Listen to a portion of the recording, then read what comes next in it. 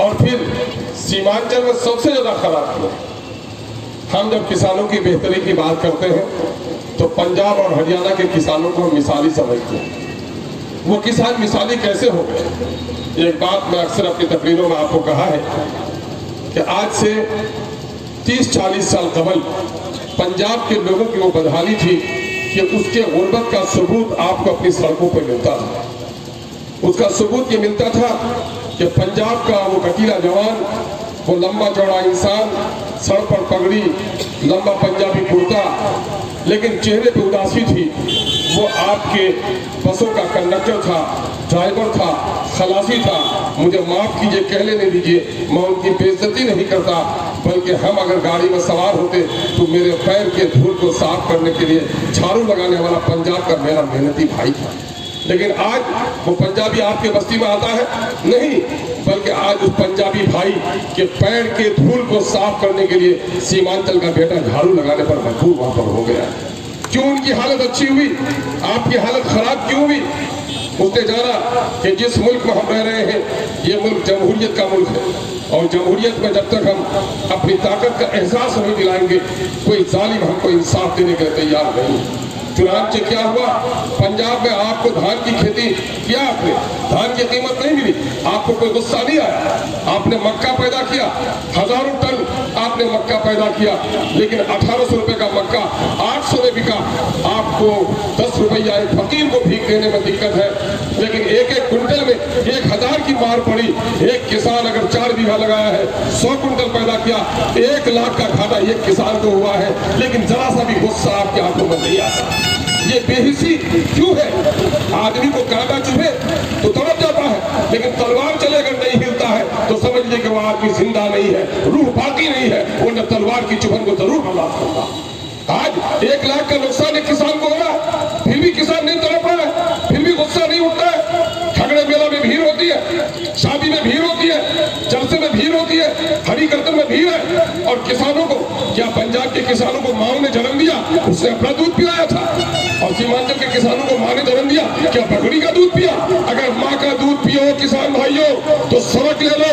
जाने की ठंडी रातों में दिल्ली के बॉर्डर के इलाके में जो ठंडक पड़ती है आपसे कई गुना ज्यादा पड़ती है। पंजाब के लोगों ने पूरे ठंडे के जाड़े को, मौसम को 2.5 महीने या 83 दिन से आज वहाँ भूखे है, आज वो जाड़े में है। बारिश हुई, मोदी के गुंडों ने जाकर पानी बरसा दिया, ठंडे चलाए, लेकिन मैं मुबारकबाद देता हूँ पंजाब और हरियाणा की माओ को कि तुमने अपने ऐसे बेटे पैदा किए कि मोदी जैसे जालिम के सामने में आंख में आंख डाल के पास। और आज हम इस इलाके में कुछ भी, मैंने मुर्दे पर 80 मन किया, 60 मन किया, 100 मन किया, सब कुछ बर्दाश्त करने के लिए तैयार है। सभी लोग किसान है। किसी का घर मानंदा के ऊपर है, किसी का कनके के ऊपर है, किसी का डोक के ऊपर है, किसी का पड़वान के ऊपर है। बताइए, आप नहीं कटे, आपका भाई का घर कटा कि नहीं? आपकी बेटी का घर कटा कि नहीं? आपकी खेती लाई गई कि नहीं? आपका बच्चा बर्बाद हुआ कि नहीं? डॉक्टर नहीं हॉस्पिटल में, अफसर नहीं है कार्यालयों में, बच्चे हमारे पढ़ नहीं रहे, लेकिन सीमांचल के लोगों को गुस्सा नहीं आता। मेरे भाई क्या हो गया? आप याद करो अपने बचपन को, दूध पीते थे उस वक्त, चलने फिरने की ताकत नहीं थी, झल्लों में जिसे पालना कहते हैं, उस वक्त आपको गुस्सा आता था, उठ के बैठ जाते थे। कपड़े होते तो बच्चा उठा के वहां से फेंक देता था। चलना फिरना सीखा, माँ का आंचल पकड़ के बच्चा दूध पीना चाहा, माँ ने दूध नहीं पिलाया तो बच्चा पटक के जमीन में गिर गया। उम्र हो गई 5 साल 7 साल की, और मेला जाने के लिए तैयार हुआ।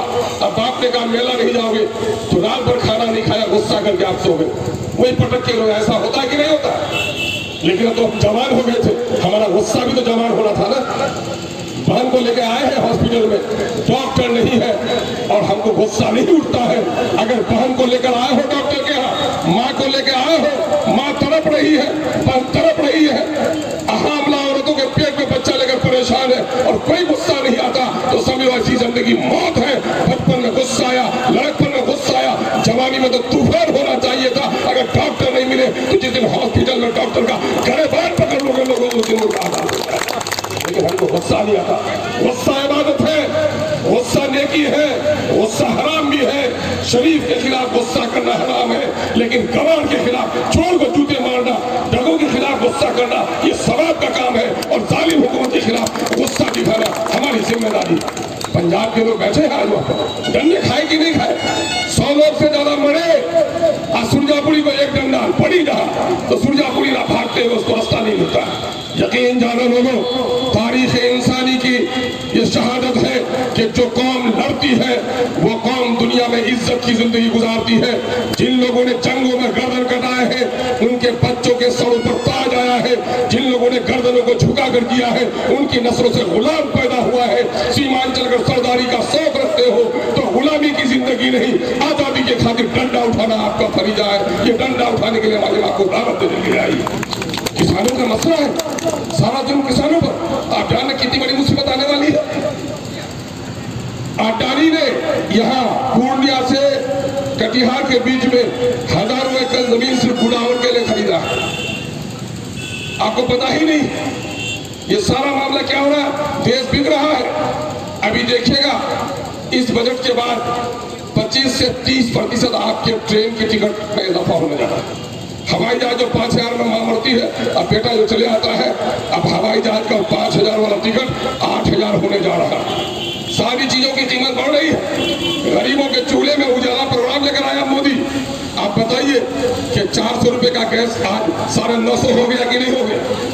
खाद की कीमत बढ़ी, फसलों की कीमत घटी, दवाओं की कीमत बढ़ी, बीमारों की परेशानी बढ़ी, लेकिन आपके बच्चे अनपढ़ हो रहे हैं, बीमारी बढ़ रही है। इसकी वजह क्या है? इसकी वजह यह है कि हम लोग लड़ने के लिए तैयार नहीं। भाई से भाई की लड़ाई हो जाए तो हम लोग डंडा तलवार सब निकालने के लिए तैयार है, लेकिन हुकूमत जुल्म पर जुल्म किए जा रही है, लेकिन हम लड़ने के लिए तैयार नहीं है। एमआईएम को आपने वोट दिया है, आपने मेहरबानी की है, तो एमआईएम के सिपाही और खादिमों की ये जिम्मेदारी है कि चाहे अनजान हो चाहे सहनवाज हो, एसपी साहब अख्तर ईमान हो, रात के 12 बजे भी किसानों का मसला होगा, हम सड़क पर बैठने के लिए आपके तैयार है। हम पीछे अपना बदन दिखाने वाले ने, सीना दिखाने वाले साबित है। आप देख लीजिए, सबसे पहले सीमांचल में लड़ाई हम लोगों ने अमोल पैसा से शुरू की। हमारे किसान के साथियों ने सड़क को जाम करने में अग्रणी भूमिका निभाई है।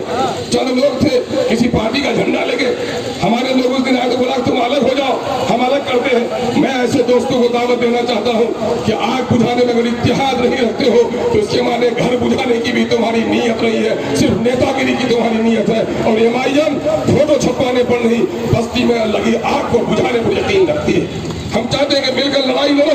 आज कहाँ गए बिहार के वो नेता? कांग्रेस के लोग कहाँ चले गए? दूसरी पार्टी के लोग कहाँ चले गए? जिस तरह सिंधु बॉर्डर पर आज अगर पंजाबी लोग बैठे हैं तो बिहार में तो आज दूसरी पार्टी जो लोग अपोजिशन के हैं उनको तो बिहार में चक्का जाम कर देना चाहिए था, लेकिन किसी के मुंह में आवाज नहीं आती है। अगर आपकी आवाज उठती है तो एमआईएम आपकी आवाज उठाने के लिए तैयार है। हम आपकी लड़ाई लड़ना चाहते हैं। किसानों के काले बिल, इस पर भाई जनाब इनाम साहब ने बड़ी तफसीली गुफ्तगू की और उसको बताया है कि आपके साथ क्या मुसीबत आने वाली है। हाफिज हाकिम जी ने भी, फारूक साहब ने बताया है कि इससे कैसी मुसीबत आएगी। आप रहिएगा अपने जमीन में, जमींदारी की जो साथ दिखाते हैं तो साथ नहीं चलेगी, तो गुलाम बन जाइएगा। आप कहिएगा कि नहीं हम इस साल मकई लगाएंगे, आपका हाकिम कहेगा नहीं मकई नहीं लगाना है, तुमको फिर से नील की खेती करनी है, खेत आपका होगा, आपको नील की खेती करनी पड़ेगी। आपको मजबूर कर दिया जाएगा, आपको बेबस और लाचार कर दिया जाएगा। हमने कहा था अपने पार्टी के हमारे जनरल सेक्रेटरी जनाब भाई नूरुल इस्लाम साहब को कि किसानों को दावत दीजिए कि वो अपने ट्रैक्टरों का मुजाहरा करें। आज वो किसान बीवी बच्चे को लेकर निकल गया है। किशनगंज के किसानों का ट्रैक्टर भोज देखने के लिए, भोज में जाने के लिए है, नाच तमाशा जाने के लिए है, जलसे में कस के लेके जाइएगा। यकीन जानो जलसे में जाने वाले लोगों, हरि कीर्तन करने वाले लोगों, मेला में भीड़ लगाने वाले लोगों, अगर तुम्हारे किसानों की हालत अच्छी नहीं रही है तो तुम्हारे जलसे का पिंडाल भी खूबसूरत बाकी नहीं रह पाएगा, तुम्हारा भजन कीर्तन भी, मंदिर भी अच्छा नहीं रह पाएगा। किसानों की हालत के लिए भी लड़ाई लड़िए। आप जलसे भी कीजिए, भजन कीर्तन भी कीजिए, मेले भी जाइए, लेकिन किसान की लड़ाई कर लड़ने के लिए तैयार नहीं है तो आपकी हालत नहीं बदलेगी। अगर आप जोड़ लीजिएगा सिर्फ पिछले साल के मक्का का नुकसान जोड़ लीजिएगा तो मैं समझता हूं कि कई करोड़ रुपया सिर्फ किसान का नुकसान हुआ, बल्कि सैकड़ों करोड़ रुपया नुकसान होगा अररिया पूर्णिया कटिहार किसान का। और आज मोदी के जबान पर नीतीश जी भी कहते हैं कि इस कानून से फायदा ही होगा, नुकसान नहीं होगा। तो आप ये बताइए, एक जिंदा मिसाल लीजिए, हाथ में पट्टी देते हैं आप, इसका नाम है मार्केटिंग। मार्केटिंग का एक आदमी इलेक्शन होता था, उसका उपाध्यक्ष बनता था, उसका मेंबर होता था, तो वो कहीं कलबट बनाता था ना, कहीं टॉयलेट का घर बनाता था, मार्केट में कहीं पानी का इंतजाम करता था कि नहीं, जब तो मार्केटिंग यार्ड था। अब मार्केटिंग खत्म हो गया, हाट में तो आपसे टैक्स ले ही रहा है, बत्ती तो उठा ही रहा है, लेकिन मार्केट के जरिए से आपका कोई काम, किसी एक बाजार में बैतुल खला टॉयलेट का भी घर बना क्या? आपका नहीं बना। टैक्स आपसे लिया जाएगा, लेकिन उसके बदले में आपको कुछ भी नहीं दिया जाएगा। ये काला कानून अगर पास हो गया तो हमारा और आपका बड़ा नुकसान होगा। एक है आवश्यक वस्तु अधिनियम, तो वो जो कानून है, वो कानून ये है जखीरा अंदोजी का कानून, कि आम हालात में आप गेहूं, चावल, आलू, प्याज, तेल, दलहन, दाल खरीद के रखिए, लेकिन अगर बाजार में क्राइसिस हो तो आपको भंडार खोलना पड़ेगा। अगर भंडार नहीं खुलेगा तो नॉन अवेलेबल सेक्शन में आपका केस होगा। 7AC का केस होता था तो कितना डरता था लोग, घबरा था 7AC का केस। तो आज ये सरकार क्या कर रही है, अडानी के कब्जे में आ गई। BSNL सरकारी टेलीफोन कंपनी, वो घाटे में है, वो जमीन बेच रहा है, और जियो कंपनी हर दिन आगे आगे चली जा रही है। सारी चीजें प्राइवेट हाथों में। पहले इंश्योरेंस के सेक्टर में विदेशी भागीदारी 49% थी, अब विदेशी भागीदारी इस सरकार ने 74% कर दी। अंग्रेजों को बुलाया था जिस तरह से देश के दलालों ने उस वक्त के मीर जाफर और जयचंद जैसे लोगों ने, आज भी लगता है सत्ता में मीर जाफर और जयचंद के बच्चे बैठे हुए हैं। एक बार फिर से बाहर की कंपनियों को लाल दरी, लाल कारपेट बिछाकर बुला रहे हैं। ये लड़ाई लड़नी पड़ेगी। और कहिएगा एक हकीकत से हमारा धरना करने से क्या होगा, तो मेरे भाई जमहूरियत में ऐसी आवाज बनती है। अगर पंजाब का किसान ये समझ ले कि लड़ेंगे तो हम पूरे देश के किसान को फायदा होगा, तो लड़ाई बाकी रहेगी? लड़ाई बाकी नहीं रहेगी। जिसको इज्जत की परवाह होती है, जिसको हक की लड़ाई लड़ने की आदत होती है, दुनिया में वही कौम सरदार बनती है। आप जानते हैं हरसिमरत कौर वहां पर मिनिस्टर थी, केंद्रीय मंत्री, और किसान की बेटी थी, और कहा कि मेरा बाप किसान, मेरा ससुर किसान, और किसानों पर मोदी तुम डंडे बरसाओगे और मैं मंत्री बनकर रहूंगी। ऐसे मंत्रालय को मैं अपने जूते की चोट पर फेंक देती हूँ और मंत्रालय छोड़ दी। और पुलिस का ऑफिसर क्या, चौकीदार नहीं, DIG रैंक का ऑफिसर, उसका नाम है लक्ष्मेंद्र सिंह।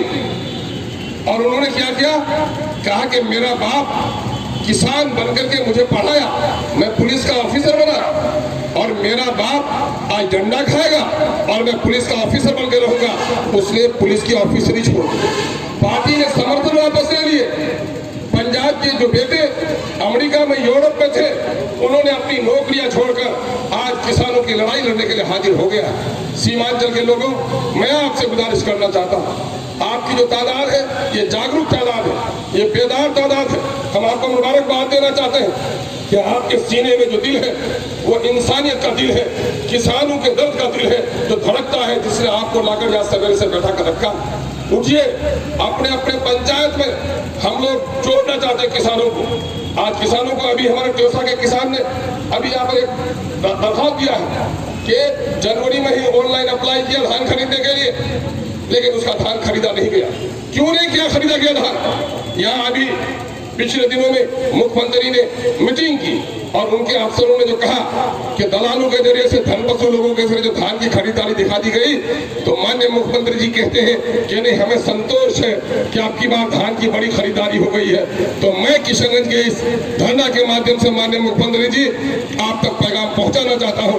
और भाई जनाबे जैसा शाहनवाज साहब ने कहा कि आपके दर्द की बात सिर्फ चौक और चौराहे पर नहीं, MIM के खादिनों ने ठाना है आपके दर्द की आवाज को असेंबली में भी दुश्मनों के सीने पर चढ़कर हमने बात करने का काम करेंगे।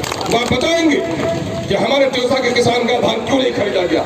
इस तरह के जो मसाइल हैं हमें उठना पड़ेगा, किसानों को जोड़ना पड़ेगा, पंचायत स्तर पर अपनी सभा बनानी पड़ेगी।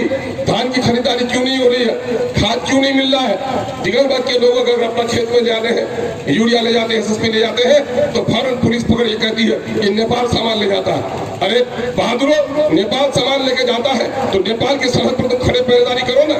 जो उस पार जाए उसकी कमर में रस्सी लगाना। लेकिन नेपाल से 15-20 किलोमीटर में जो खेती है, क्या उसमें जंगलों के गाछ लगा देने हैं तुमको? वहाँ अगर किसान खेती करता है तो सरकारी तौर पर खाद पहुंचाने का इंतजाम करना चाहिए। ये मैं जिला पदाधिकारी से भी मांग करूंगा। मेरे भाइयों, आज हम पर थोड़ी मुसीबत है। वहाँ के किसानों का मैं वाक़या सुनाता हूँ कि सन 1985-86 में गेहूं की कीमत कम हो गई। जिस तरह हम लोग का हुआ ना, मक्का की कीमत कम हो गई, गेहूं की कीमत कम हो गई, तो हम लोग कोई धरना में बैठे, नेतागिरी को वोट लेना है, करोड़ वोट लेने में आया। लेकिन वहां पर क्या हुआ? वहां पर क्या हुआ कि किसानों ने तय किया कि हमारे गेहूं की कीमत तय करो, वरना पंजाब में तुम्हारी रेलगाड़ियां नहीं चलेंगी। रेल की पटरियों पर जाकर किसान सो गया, और जब रेल चलाने की, ट्रेन चलाने की कोशिश की तो पंजाब के जमामर किसानों ने रेल की पटरियों को उखाड़ कर फेंक दिया। न रहे पास, न बचे पास से ट्रेन रोक दिया, और तब उनको गेहूं की कीमत मिली। और अगर आज जिस दिन हम लोग तय कर लेंगे, मैं कहता हूं कि पंजाब और हरियाणा के किसान तो पूरे देश के किसानों की इमामत कर रहा है। सीमांचल के लोगों, आप ऐसी जगह पर हो कि आप अगर उठ खड़े हो जाओ तो बिहार के सारे किसानों की लड़ाई लड़ सकते हो। हम लोगों ने भी बिहार सरकार को कहा कि अगर हमारे समस्याओं का नहीं हुआ समाधान तो सुन लो, सीमांचल में होगा चक्का जाम। और हम लोगों ने चक्का जाम करने का फैसला कर लिया। आप बैठिए, आपके फसल की कीमत नहीं मिली। अभी आप देख लीजिए, आपको राशन कार्ड बनाना है, अब उसको अपडेट करना है। अपडेट करना है तो उसकी लिंकिंग करानी है आपको आधार कार्ड से राशन कार्ड को। आप जा रहे हैं बोलो, वहां पर एक मशीन है, पे करती रहती है मशीन, दिन भर में 40 से ज्यादा का होता नहीं, और कहता है कि सब लोग 25 तारीख से नहीं कराओगे तो तुम्हारा कार्ड इनवैलिड हो जाएगा। नाम गलत हो गया है बेटे का। एक बच्चा को अभी जाना है विदेश, उस बच्चे की उम्र है 21 साल, आप कर दिया 51 साल। नाम था मोहम्मद हामिद, कर दिया हामिद हुसैन। अब सुधार रहा तो बोला एक ही बार में एक ही तो सुधरेगा, खुद बेचारे की नौकरी चली जा रही है। ये जो जुल्म हो रहा है, आज भी मैंने कुछ जिम्मेदार अफसरों से बात की है। मैंने कहा कि अगर आपका आदमी म्यूटेशन में गलती करता है, मेरे भाई ने जमीन बेचा और मेरा जमीन भी दाखिल करके निकाल देता है वो, तो गलती हुई तुम्हारे कर्मचारी की, और केस लड़ने के लिए हम जाएंगे डीसीएलआर के यहाँ। पहले ऐसे कमीनों को, जिन कमीनों की गलती की वजह से हमारे लोगों को दौड़ना पड़ रहा है, ऐसे कमीनों का गरेबान पकड़ना पड़ेगा कि बेटा तुम्हारे किस बाप ने तुमको इजाजत दिया था कि मेरा नाम भर कर दी। लड़ना सीखिए। कहते हैं कि केस होगा, अरे जेल होगा तो बेल होगा ही। देश को आजादी बगैर डंडा खाए हुए नहीं हुई है। तुम्हारी पैदाइश तुम्हारे माँ के दूध के बगैर नहीं हुई है। इज्जत से जीना चाहते हो तो जेल जाना पड़ेगा, डंडा खाना पड़ेगा। हाँ, हक के लिए शराब पीकर नहीं, चोरी डकैती करके नहीं। ये काम अगर करने के लिए तैयार है तो एमआईएम को जब भी आवाज दीजिए, हम लड़ाई लड़ने के लिए तैयार है। हम बड़ा विश्वास जमाते हैं, हम आपके बड़े शुक्रगुजार हैं। अपनी माओ बहनों बेटियों के, रिक्शा ठेला चालक लोगों के हम शुक्रगुजार हैं। हम किशनगंज के वकीलों को, किशनगंज के डॉक्टरों को, किशनगंज के प्रोफेसरों को, किशनगंज के उलमा को, किशनगंज के पंडितों को, किशनगंज के समझदार दानिश्वरों को हम दावत देते हैं कि आपकी शराफत, अगर जनता परेशान हो जाए, बस्ती में आग लगे और आपका कुर्ता सफेद रह जाए, तो समझिए कि आप बस्ती के दोस्त नहीं दुश्मन हैं। अगर आप पढ़े लिखे हैं और आवाम के मसाइल के लिए लड़ने के लिए तैयार नहीं है तो ये नकली दानिश्वर है, आप नकली पढ़े लिखे हैं, सच्चे पढ़े लिखे नहीं है। आइए इस तहरीक का साथ दीजिए। कभी तो कहा था लाल बहादुर शास्त्री ने, जय जवान जय किसान। आज मोदी ने कर दिया हाय किसान हाय जवान। ये हाय हाय में हम नहीं जिएंगे, बल्कि जय किसान का नारा बुलंद है।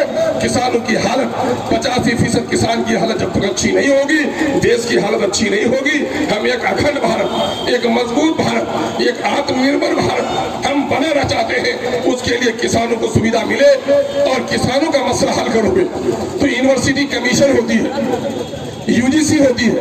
यूनिवर्सिटी में सिलेबस चेंज करना है तो यूनिवर्सिटी कमीशन से फैसला करते हो। डॉक्टरों का कोई मसला होता है तो सेंट्रल लेवल पर डॉक्टरों का मेडिकल काउंसिल है। अगर किसानों का भी मसला हल करना चाहते हो तो केंद्र सरकार को, मोदी जी को हम कहना चाहते हैं, मोदी जी अखिल भारतीय किसान काउंसिल की स्थापना करो। तमाम तर किसानों को पार्लियामेंट में, असेंबली में जगह दो। उनका एक आजाद काउंसिल बनाओ। किसानों की समस्या के लिए जो सिफारिश काउंसिल करेगी उसको मानो, जिसको रद्द करेगी उसको रद्द कर दो। यही किसान की पुकार है। आप लोगों ने सभा को बहुत मजबूती के साथ किया है। हम आप तमाम लोगों का शुक्रिया अदा करते हैं।